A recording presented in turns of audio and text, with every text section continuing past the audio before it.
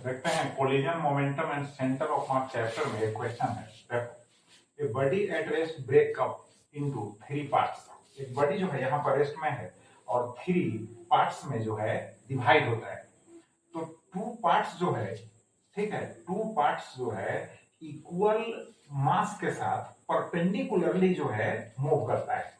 तो एक हो गया इस डायरेक्शन में, दूसरा हो गया इस डायरेक्शन में, परपेंडिकुलरली, राइट।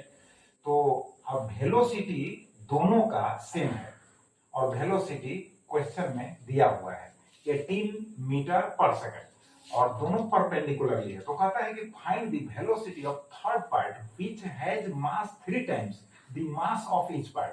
तो तीसरा जो पार्ट होगा, बात समझ रहे हैं, तीसरा जो पार्ट होगा बॉडी का, उसका मास ईच का, तो ईच का मास हम ले लिए m, इसका भी m, इसका भी m, तो m का 3 टाइम्स है, राइट। अब उसका वेलोसिटी निकालना है। तो देखो हम क्या करेंगे कि 2 मोमेंटम, यहां पर इसका मोमेंटम हो गया m का, यहां पर भी m का मोमेंटम हो गया। तो दोनों जो पार्ट्स हैं उनका मोमेंटम यहां एंड यहां, कहने का मतलब यहाँ m v1 और यहाँ हो गया m v1, वेलोसिटी तो समान।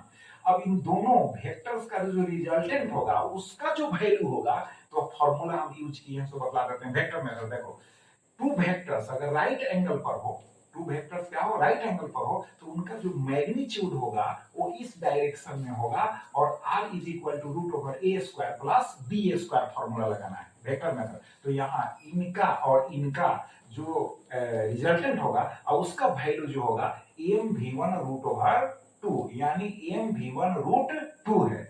अब थर्ड पार्ट जो होगा इसको बैलेंस करने के लिए जस्ट अपोजिट डायरेक्शन में मूव करेगा।